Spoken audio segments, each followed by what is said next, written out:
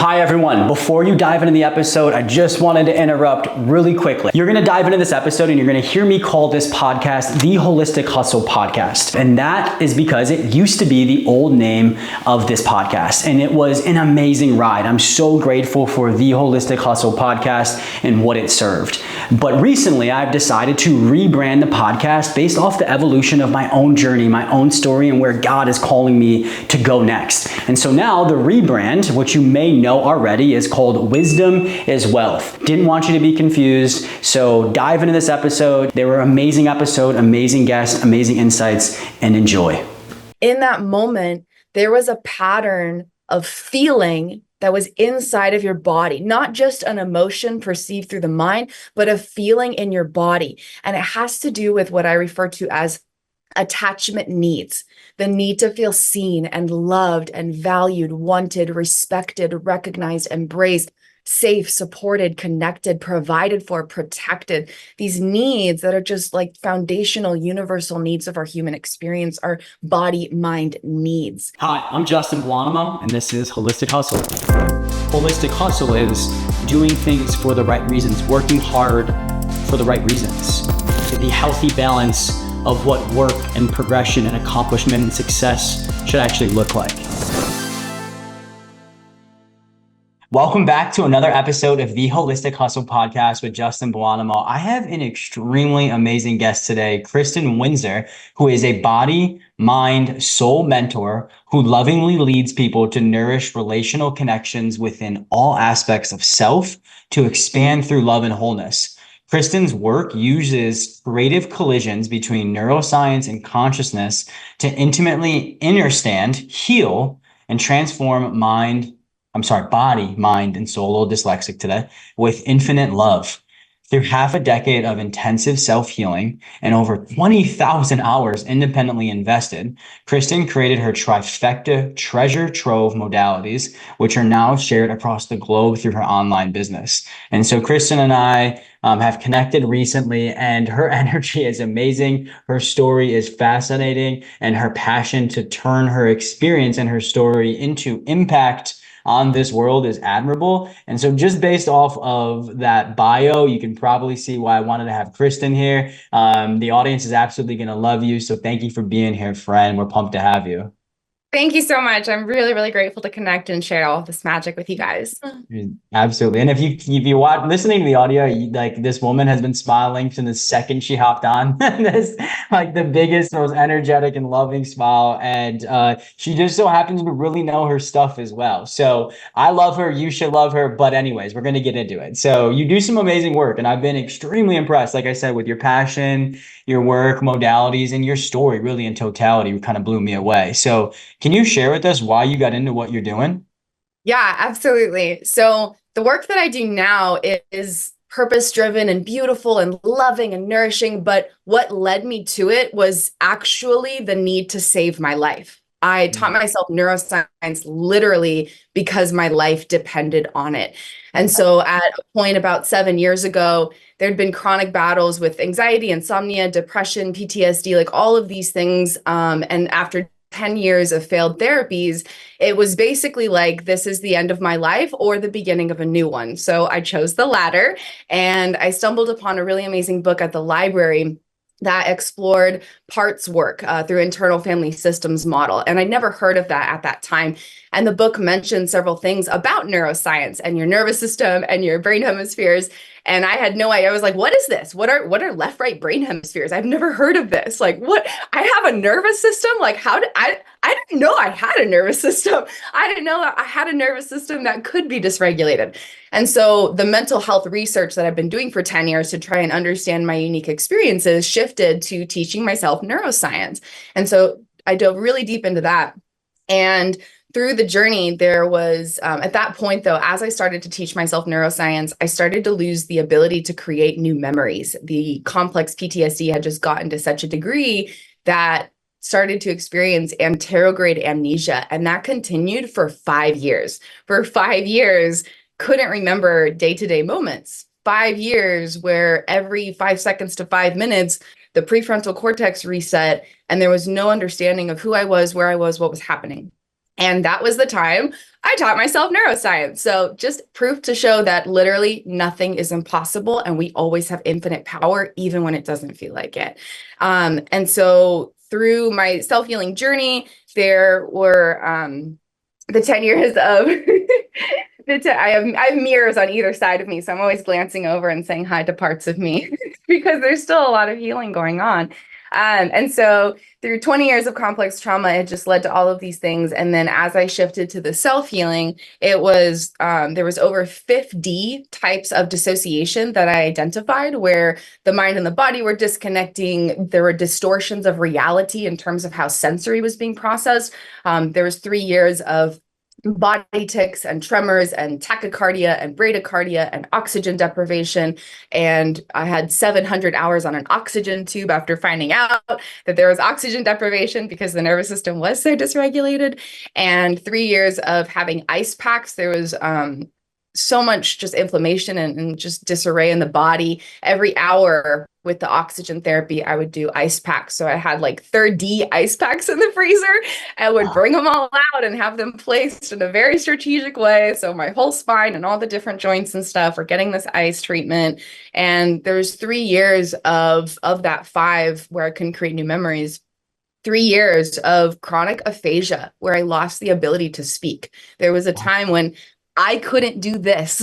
I couldn't sit here and have a conversation with Justin because my brain was broken, basically. Like there was the results that are similar to a really severe stroke, but it was just from all the complex trauma. And for 4 years of those 5, there was chronic dissociative age regression because the core of all the battles in my life was from suppressed childhood trauma. And so there were these manifestations of parts of self who got stuck in that stage of early childhood, and the brain and the body would like neurobiologically revert to believing that it was 2 years old, 3 years old, and the voice would change, and there's just all these really intense manifestations of the dissociative inner child. And split brain hemispheres, mind body disconnect. For 5 years, I couldn't recognize who I saw in a mirror. For 5 years, couldn't create new memories.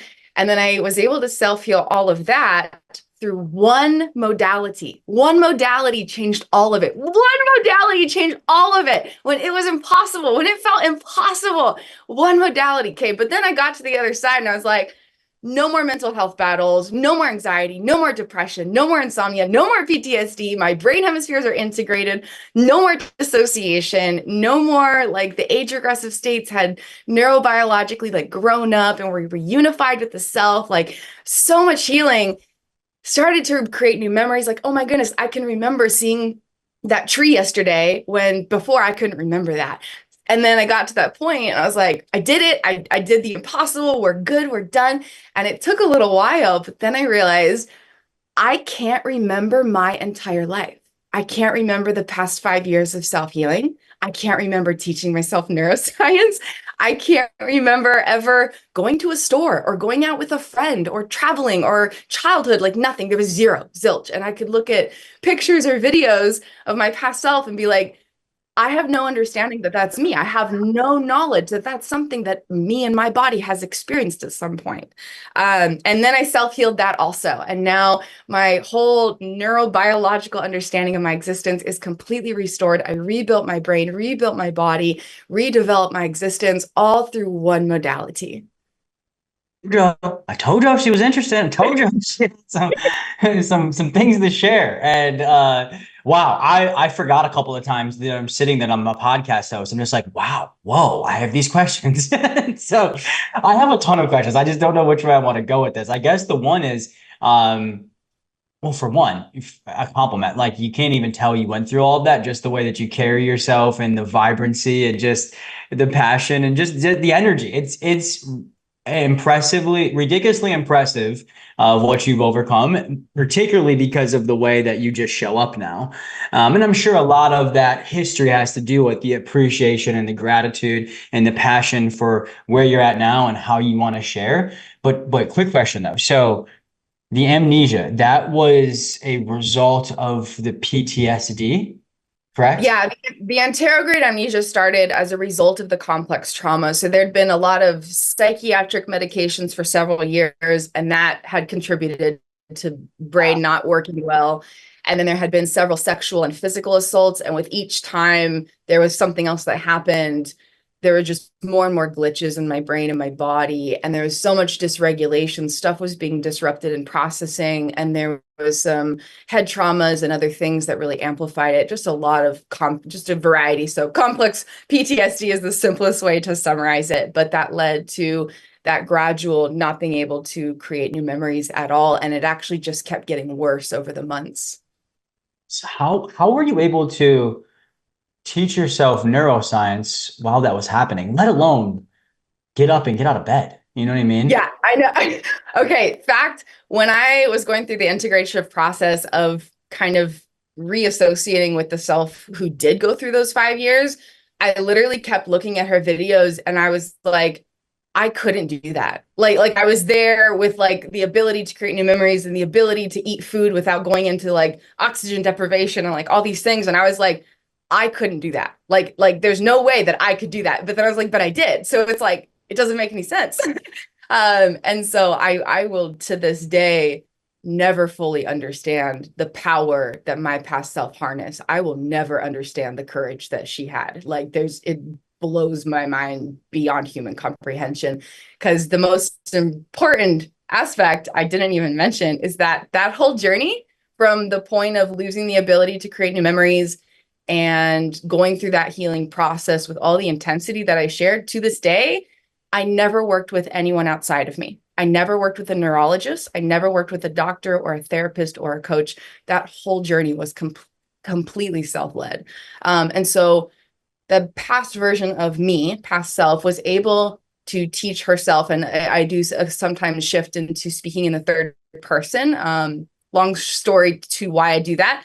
But my past version of self was able to teach herself neuroscience by understanding unconscious body memories. Because even though my conscious mind could not retrieve episodic, declarative, or autobiographical memories, which is normally what we think of when we think of memories, like there was none of that being recorded at all for 5 years, my body was recording every pattern of feeling and movement. And that's stored in the unconscious memories. And so my past self would go and open up her book. She had these routines each day, where it's like, this is the 3 hours that I teach myself neuroscience. This is the 3 hours that I do my self-hypnosis to recover the suppressed trauma and transmute it. This was the 3 hours that I go outside and I get grounded in my body, even though I literally can't feel my body, and I dance barefoot on the earth. And these are the 3 hours that whatever. And so she had a very rigid schedule for herself.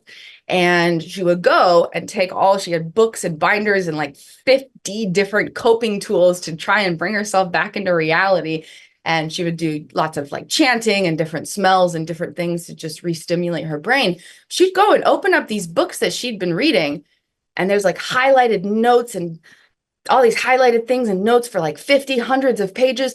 And she started to feel this panic inside of her body, like, that's my handwriting. And I have no memory of ever opening this book. I have no memory of ever reading this. She'd read through it. I have no memory of learning this information. She would reread books multiple times and still have no memory of ever having read it. But what was fascinatingly discovered is that my body was recording the information, even though my mind couldn't reach it. And so the entire journey, the past 7 years, has been recorded on videos and is all saved and actually shared, available to the public. And in that journey, my past version of self, would record her videos for her implicit revelations case study, which was the journey of this 20,000 hours teaching neuroscience, developing new modalities. And the information that would come through was the application of what she had read, even though she didn't remember reading it. Her body was remembering the information when her mind couldn't. Goodness, it's just crazy.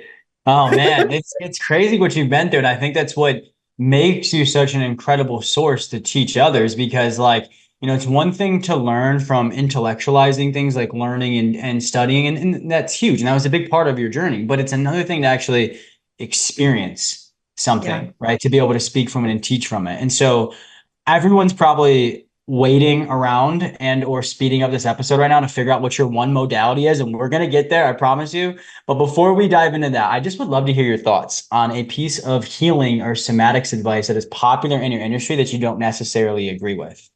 Yeah, there's quite a few of them, but the I one figured. that, yeah, there's so many.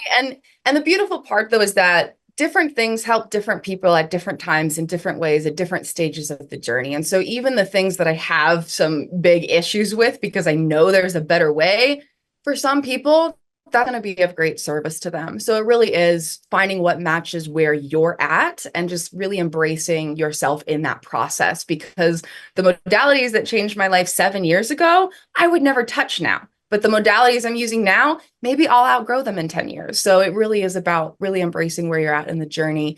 But the biggest thing that I see is people just not understanding unconscious memories and then attempting to work with the wiring of your brain and your nervous system and your subconscious, but not actually addressing the thing that's contributing to all of it. And so you can have practices that regulate your nervous system, but if you have unprocessed, unconscious memories in your body, then those are going to be activated and then just disrupt your nervous system again. And all your practices to regulate your nervous system aren't going to get you where you want to go.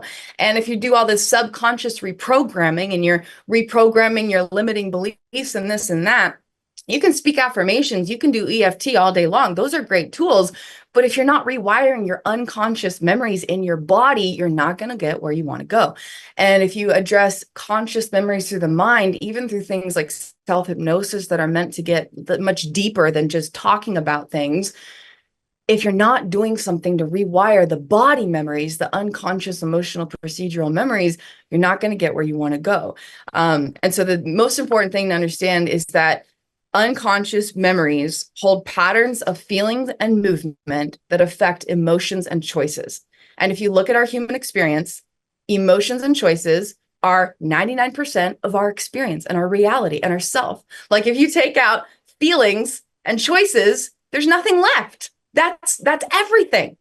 But over 80% of our feelings and our choices are never coming from our conscious awareness in the present moment. They're coming from unconscious memories in the body. And so the journey of my healing, the core component was transforming those body memories. They were what was causing the anxiety, the depression, the insomnia, the flashbacks, the dysregulation, the disconnection. It was all because of these stuck energies in the body where there were unconscious emotional and procedural memories carrying patterns of feeling and movement. Everybody rewind that and listen to that again. Like, or wait until you're not driving so you could take notes on that, because what she just said, there is so much truth. It's a key to unlock so much healing and progress, because I can relate from my own situation where over the past couple of years, I've taken my own healing journey, my own spiritual journey, and have an incredible life coach, spiritual coach who, believes in a lot of things that you do and helps a ton. And I went on a retreat October of last year. So it'll be almost a year or so ago. And we took some psilocybin and had an incredible ceremony. And I went back to these memories that I completely forgot about, didn't know I had, and didn't know how I guess largely they were impacting me, right? And so there was this memory of my story where right before my parents got divorced, my mom had over a male. And they were hanging out in our basement, and this male ended up being her boyfriend after they got divorced. But at the time, oh, nothing's going on. There's nothing here, right? And I completely forgot about this memory where I walked downstairs and I opened up the basement door, and they were just sitting there down there smoking cigarettes, talking, right? And they both just looked at me like I was irrelevant, like I was bothering them, like I needed to go away. And right then and there, though I didn't realize it then, that was the end of my life as I knew it, right? And I completely suppressed that memory and forgot about it until I was able to access it through the use of psilocybin and, obviously some retreat facilitators around me. And after I was able to actually spend time with that and move past it, right? A lot of my emotions, a lot of my reality, a lot of the things that you just alluded to started to get better. But in that's just one of maybe 10 unconscious memories that I had that I completely stored away, suppressed, blocked out. And when I was able to access them and actually spend time with them and then move through them, it really proved the point that the only way past it is in it. The only way past it is through it, right? But if we can't access these things, right, it's so tough to be able to move through them. And so I absolutely love that you brought that up and hope everybody listens to that. And so now, by popular demand, probably, let's move on to your mind, body, soul attachment theory, right? Can you talk about what it is and how the audience can maybe apply it? Because I'm sure you got people juiced up, ready to go now. Yeah, it is a life-changing modality, and I will be screaming it from the rooftops for my entire life every single day. So before I share about that, if I may, I'd love to share a brief insight about the memory you just shared, and it can actually maybe be a catalyst to understand the actual application of this idea in everyday life. So with that experience, there was that moment where you walked in and saw that thing, and then in the days following, it became tied to a certain series of life events. Okay.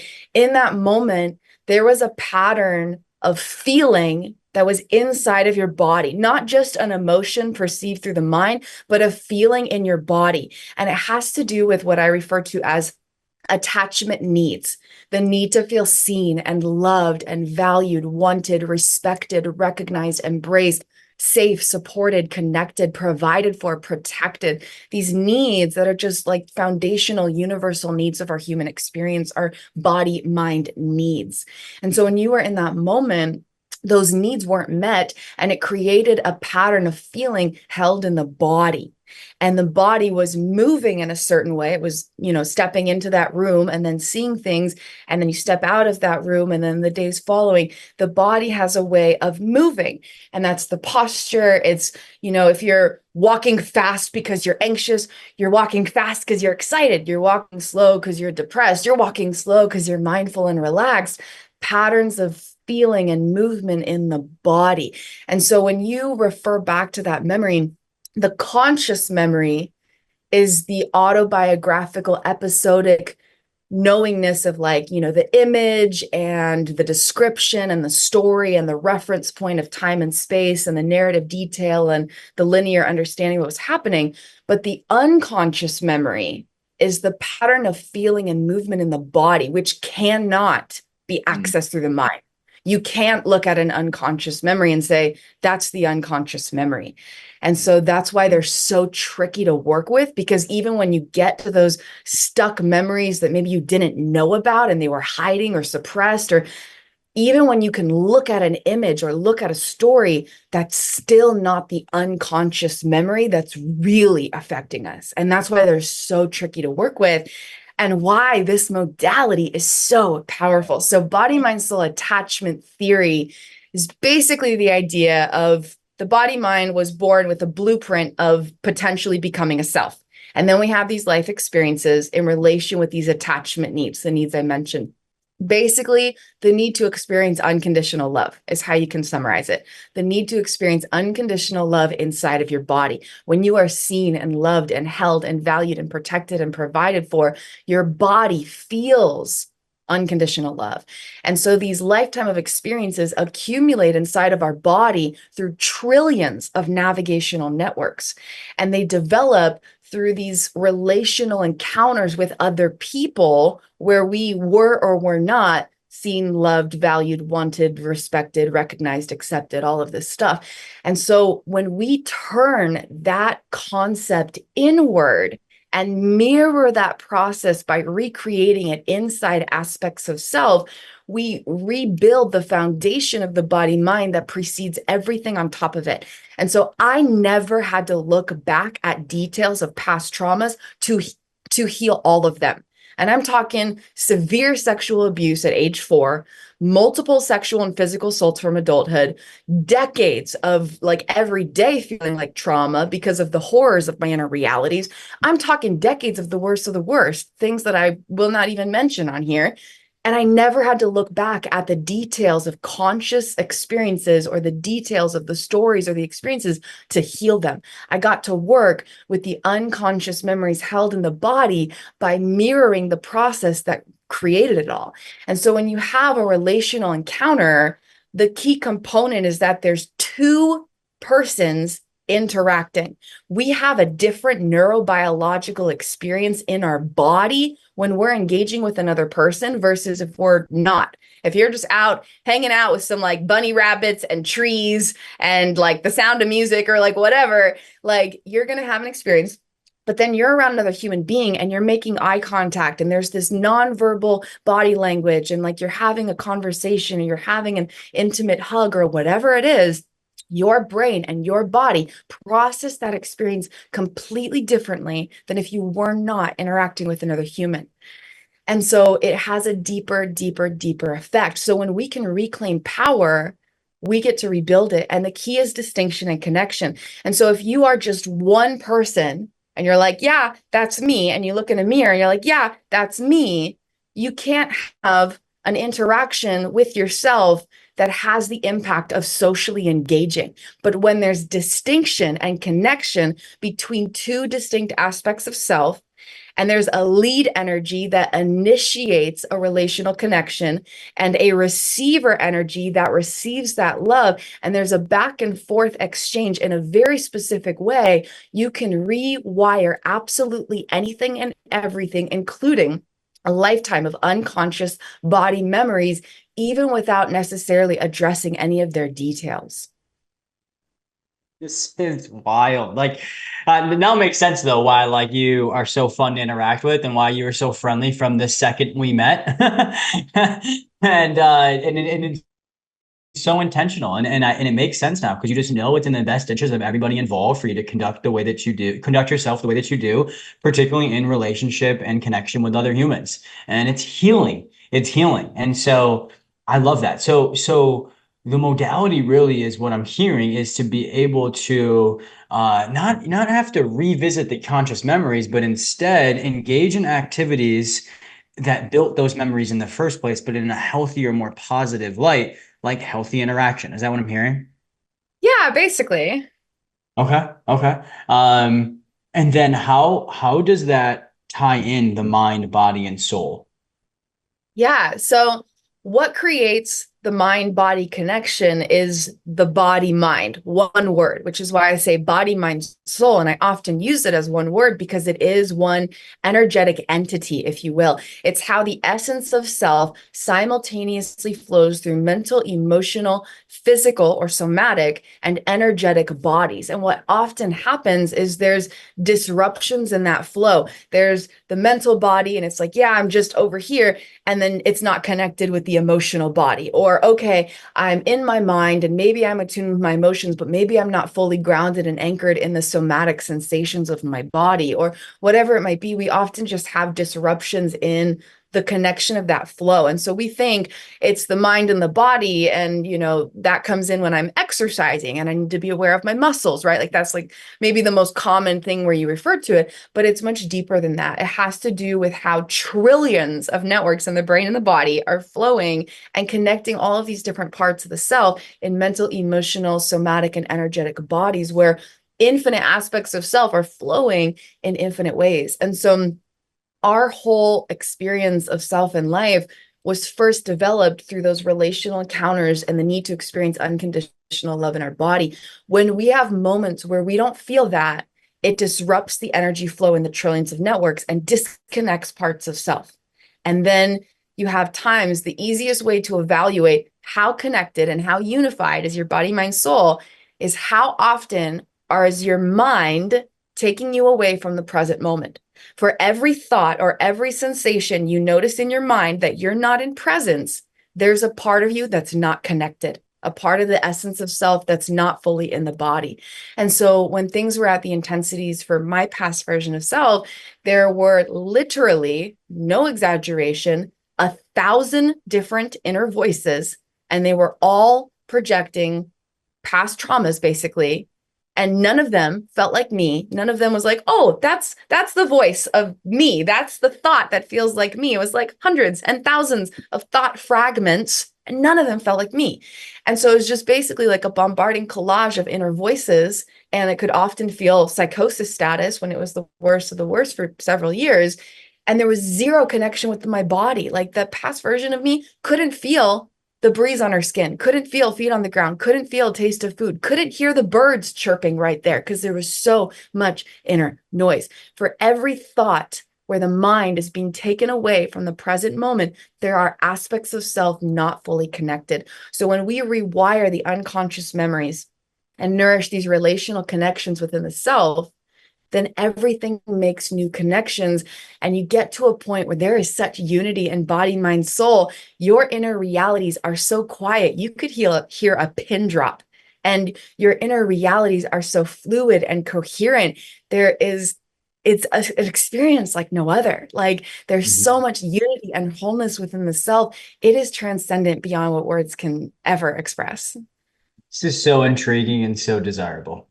Like, and I apologize that you had to go through what you went through, to ultimately come to this point of not even just understanding and intellectualizing these things, but like for people that can't see Kristin physically, like if you're just listening to audio, like she's embodying these things she's talking about, right? And now it makes a ton of sense. Again, like I said before, about why you carry yourself the way you do and why you've been so friendly and interactive with me. And it's truthfully just so intentional. And so what people get to experience in the best way possible when they work with you. And so like I'm super curious, like where can people find you and connect? And more so like what are the exciting opportunities do you have going on? Because something like this, though Kristin taught herself, I don't think that not that many other people aren't capable of doing that. I think Kristin's experience provides the opportunity for you not having to teach yourself, right? For you being able to utilize a resource. God put Kristin through this for a reason. And I think a big reason for that is so she could impact this world, especially anybody resonating with this. And so, Kristin, I'm mind blown, but where can people find you, connect, and what awesome opportunities do you have going on? Thank you. Yes. Yeah. It really has been this journey of like, hi, you're going through this and you're going to come out with the most beautiful path and it's going to change millions of people's lives. And I'm like, oh, okay, then it's worth it. Yay. Yep, absolutely. So yeah, people can first find me on Instagram. Absolutely love connecting. Shoot me a message. Be like, hey, heard you on Holistic Hustle podcast. Would love to connect. Would just love to just hear from you and hear your key takeaways from this journey here today. And from Instagram, there's invitations to explore my free introductory gifts. I have a variety of free videos, masterclass styled videos, some YouTube videos also, and free playbooks, including my recent 50-page Discovering the Magic of Somatic Emotions playbook, presently offered for free to introduce you to this amazing, amazing work. And then for the deeper dive, I offer my one-on-one body, mind, soul mentorship. It's a 3 to 6 month journey, and it is beyond what words can ever say, because I'm using everything I've learned from these past 7 years of self-healing, and it's neatly tied up into a perfectly flowing journey. And so it includes weekly sessions, daily practices, and access to 15 different playbooks and videos, self-guided journeys that will be referenced during the time. And we go through and we get to know your inner soul family. Okay. So with the modality that changed my life that I mentioned that applies body, mind, soul attachment theory as taught through my original trifecta treasure trove modalities, the whole purpose is to mirror the process of socially engaging, but inside of yourself, so that your power is not in the hands of anything outside of you. And so when you're going to create these new, healthier experiences where you can feel unconditional love inside of your body, where you can feel seen and loved, valued, wanted, respected, embraced, supported, connected, like just to have unconditional love flowing inside of your body in a way that it quantum heals past, present, and potential realities effortlessly and enjoyably, there has to be this knowing of the aspects of you. And so through my modalities, we explored 20 aspects of self, and we get to know them, because you really can't develop a relationship with someone that you don't know. And the biggest thing I've learned is that you're not who you think you are. My past version of self literally lived with over 20 different inner persons. She was diagnosed with dissociative identity disorder, previously known as multiple personality disorder.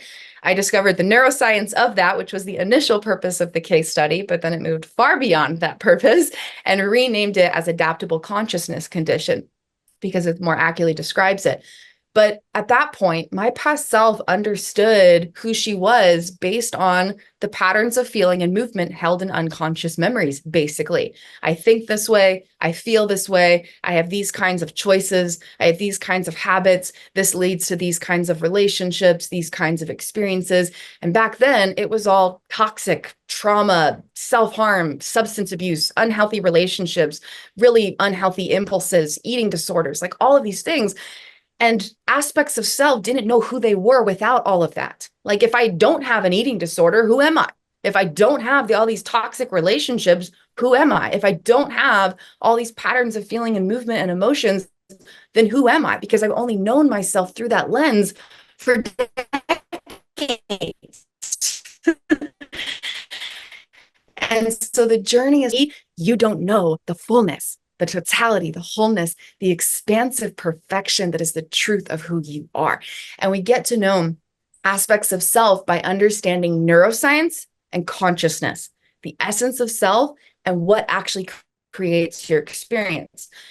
And by understanding the wiring of the brain, the body, the unconscious memories, the brain hemispheres, the nervous system, the triune brain, cranial nerves, like my modalities incorporate all of these things, you understand what creates the thoughts, what creates the feelings in a deeper way. And you understand the essence and the identity of self or consciousness independently of that. It's an opportunity to get to know yourself, not defined by experience, but also attuning with yourself within it. And so we get to know 20 aspects of self through the inner soul family and understand the miracles of the body mind that are creating the experience. That's done through body mind soul treasure mapping. And so we talk about it, we get to know it intellectually and all this stuff, but then we treasure map it and we color and we draw and we play and we make visual illustrations so you can simply visually understand your inner soul family. And then based on everything we discover and your own intentions, what do you want to heal and resolve? What do you want to expand into? Do you want more presence, peace, joy, bliss, love, freedom, wholeness, fulfillment? That comes from within, not from without. And so how can we create this vision of how you want your body, mind, soul to feel every day for the rest of your beautiful, divine, sacred life? And from that vision, we create personalized practices. Every day you have these practices. They're called play prompt prescriptions. You get a prescription of play. The inner work doesn't need to be this begrudging process of I'm showing up for this intensive where I have to rewire trillions of networks. I'm transforming a lifetime of unconscious memories in my body. Like, it doesn't have to be that way. Yeah. The point is for it to be play. You get to show up and play. Like, what if play could change your life? What if play could rewire your brain? What if play could heal decades of things you never thought you could be free from? Because that's what it did for me. And so these personalized play prompt prescriptions, and a lot of those are learning to socially engage between different aspects of your inner soul family. And then we dive deeper through guided marathon journeys.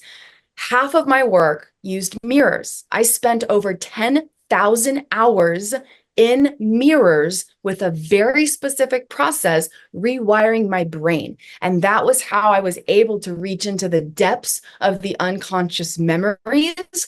It wasn't through journaling or self-hypnosis. That only touches on the very surface level. Through a very specific practice, eye gazing in mirrors, you can reach into the depths of the unconscious body in a way like no other. Some of those mirror practice that I did before creating the modalities I now share were anywhere from 6 to 8 hours. 6 to 8 hours of talking in mirrors, singing in mirrors, eye gazing in pure silence.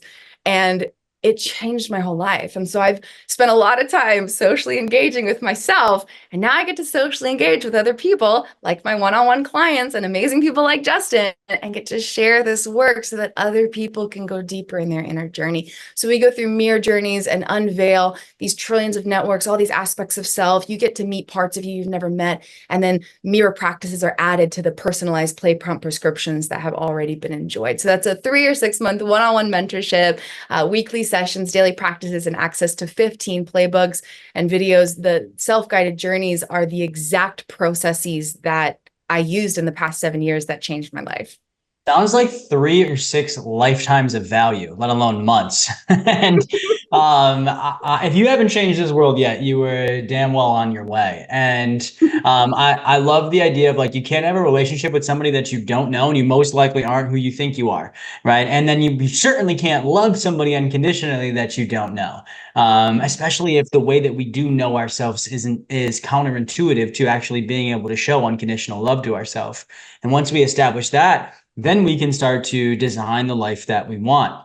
And it's amazing that you give away so many things for free. And I think that's very nice of you. And I don't even know what your paid services are, but I really don't give a shit because I don't think it is going to compare into the value or compare to the value that they get from working with you. And it's like, yeah, she's had a 7-year journey of healing, but if you've heard her, it's like since age 4, she's been going through life experiences, right, that equipped her for this job. It's one thing to study something, it's another thing to actually go through it, and it's another thing to go through it, study it at deep levels, and combine that, with your passion to package it to help other people. And that's exactly what Kristin does. So, Kristin, I am beyond grateful for you showing up today, for you sharing, for you being you. And again, she has not stopped smiling once, and it's so authentic, and the energy is amazing. And it's just, there's people that are walking billboards for their services. It depends on the service that you have, how apparent it can be. But Kristin is a walking billboard for her service, and not even just that, the results and transformation it could provide.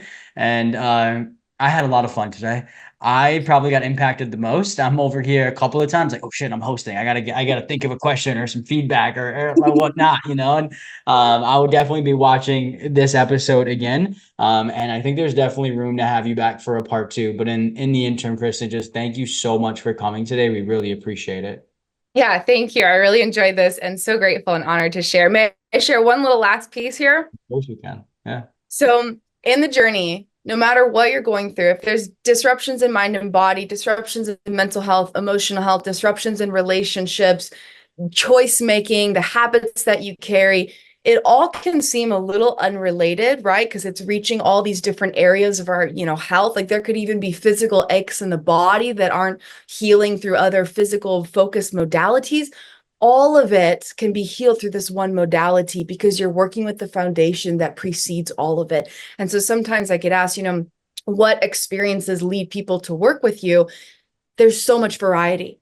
And so you don't have to be in a certain point of your journey or having gone through a certain thing. Or if you are looking for healing, transformation, or expansion of any kind, this can serve and support you. If you want to resolve the gnarliest of the gnarliest or the simplest things, or if you want to expand into your highest soul expression and getting to feel more like you than you've ever known, this can help. And you can start by just practicing self-love in a way where you're just being your own best friend. That's like the perfect starting point.